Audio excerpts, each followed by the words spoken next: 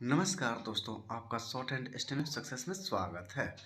आप हमारे चैनल पर नए आए हैं तो चैनल को लाइक करें, शेयर करें और सब्सक्राइब करें और ज़्यादा से ज़्यादा शेयर करें जिससे और भी दोस्तों को लाभ मिल सके। तो चलिए दोस्तों, डिक्टेशन स्टार्ट होगा 80 वर्ड पर मिनट 5 सेकंड बाद।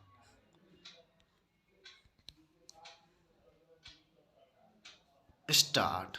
आइए आज हम अपने विचारों को उस दिन तक ले जाएं जब हमने गणराज्य की घोषणा की थी।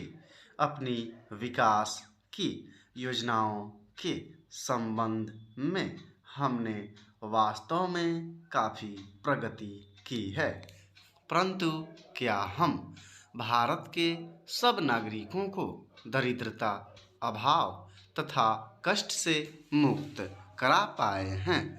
प्रकृति की शक्तियों को अपने अधीन करने और जनता के कल्याण के लिए उन्हें नियंत्रण में लाने की दिशा में भी हम आगे बढ़े हैं, किंतु हम यह नहीं भूल सकते कि कुछ महीने ही हुए हमें भारत के उत्तर पूर्वी प्रदेशों में भयानक बाढ़ का सामना करना पड़ा था, जिसके कारण यातायात के साधन छिन्न भिन्न हो गए और वहाँ की जनता को भारी हानि उठानी पड़ी।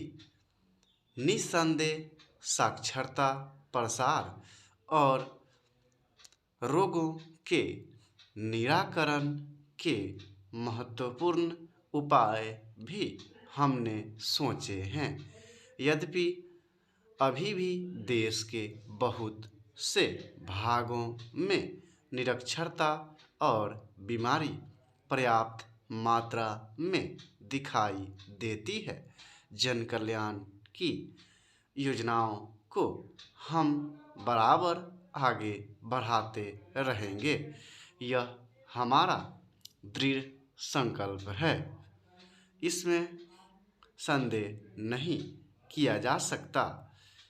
इन योजनाओं के पूरे होने के संबंध में जो प्रयास अब तक किया गया है, उससे भी हमें असंतुष्ट नहीं होना चाहिए।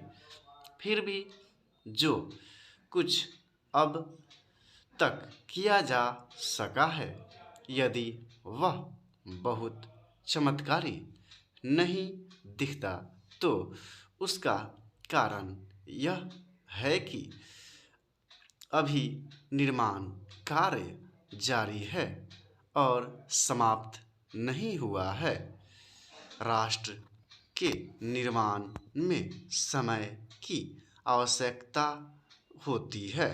आज हमारा गणराज्य दिवस है और भारत जैसे प्राचीन राष्ट्र के इतिहास में 5-7 वर्ष की अवधि एक स्वल्पकाल है। आइए अब हम विगत वर्ष की घटनाओं पर नज़र डालें और यह देखें कि विकास के कार्यों और निर्माण योजनाओं की दिशा में हम कहाँ तक आगे बढ़ सके हैं।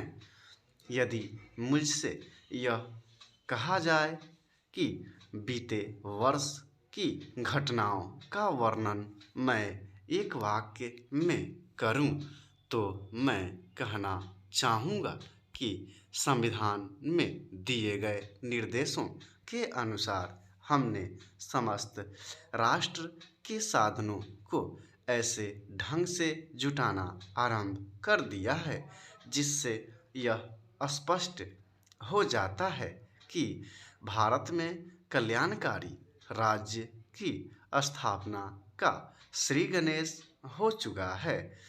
पिछले वर्षों में हमने जो संकल्प और दावे किए थे, अब वे मूर्तिमान होने लगे हैं।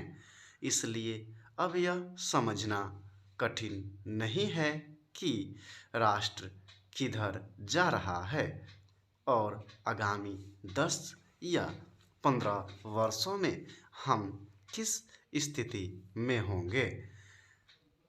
महान नदी घाटी योजनाओं पर कार्य बराबर जारी है। इनमें से एक योजना भाखड़ा नांगल योजना से बहुमूल्य पानी और बिजली पंजाब, पेप्सू तथा गणराज्य राजस्थान के भागों को मिलने भी लग गई है। दामोदर घाटी योजना से कुछ समय हुआ बिजली प्राप्त होने लगी थी और हीराकुंड, चंबल तथा दूसरी महान योजनाओं की भांति यह योजना भी यथेष्ट रूप से आगे बढ़ रही है। भाखड़ा नंगल योजना का प्रथम चरण समाप्त होने से अब यह स्पष्ट है कि इन महान योजनाओं के द्वारा देश में कितने महत्वपूर्ण परिवर्तन हो जाएंगे। स्टॉप। तो मिलते हैं ऐसे ही किसी नए टॉपिक के साथ। तब तक के लिए इजाज़त दीजिए। जय हिंद, जय भारत और चैनल को सब्सक्राइब करना न भूलें।